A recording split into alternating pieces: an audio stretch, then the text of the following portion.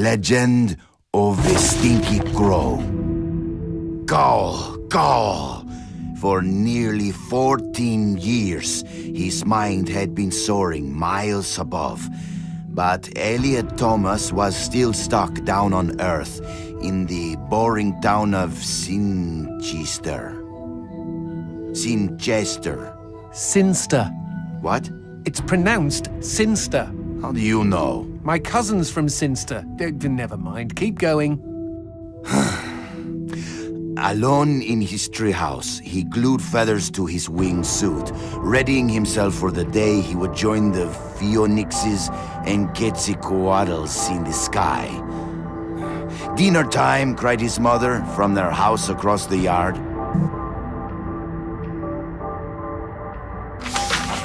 Elliot sat at the center of the table.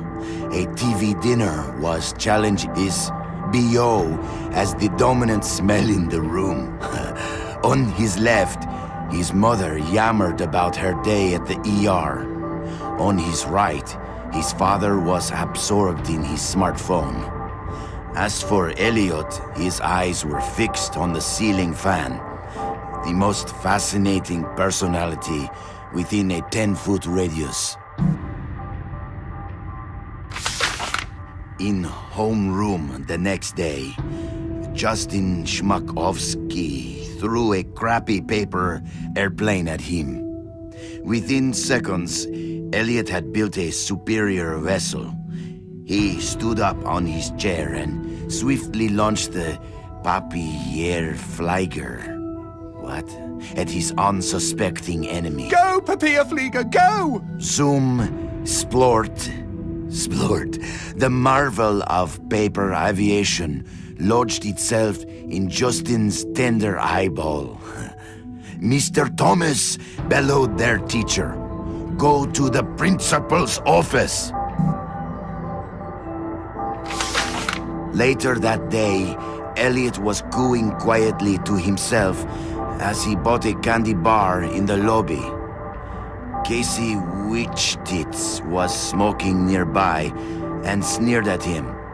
"You'll never fly, Stinky Crow," she laughed. "Why don't you go jack off to some bird porn? I bet you do more fapping than flapping." Hey, that's pretty good. "Fuck you!" screeched Elliot as he ran for the door. It was dark out by the time Elliot meandered home. On the sidewalk, he passed a gaunt man who stared at him intently, desperately even. Uh-oh, stranger danger. The man opened his mouth and said, "Uviwa, uviza." What the fuck? Elliot had planned to eat his candy bar tonight while he finished his masterpiece, but he instead held it out to the man. "I know what you mean," he replied. The schoolyard was packed the next morning as Elliot's classmates waited for first bell. "Go, go!" As one, the students turned toward the gate and saw Elliot dressed head to toe in his wingsuit. After a moment of shock, they burst into laughter. But they were already far below him. He swooped through their midst and into the school. "Go, go!" He bounded through the halls, zigzagged up the stairwell. "Go!"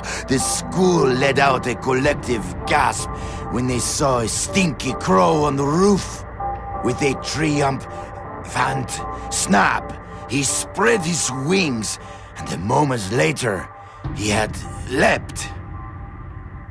The next 2 seconds were the most beautiful of Elliot's entire life. He could feel their eyes upon him. He was flying, and their awe was keeping him aloft. 10 minutes later, as guidance counselors wiped bits of Elliot off sobbing students and the police struggled to piece together the story you are reading now. Elliot's teacher looked down at the wreckage of the boy on the pavement and never forgot what he saw. One bloody hand had formed a peace sign. The other was giving him the finger. It's like an Alanis Morissette song. The end. Okay, lovely. I don't think I'll sleep for weeks.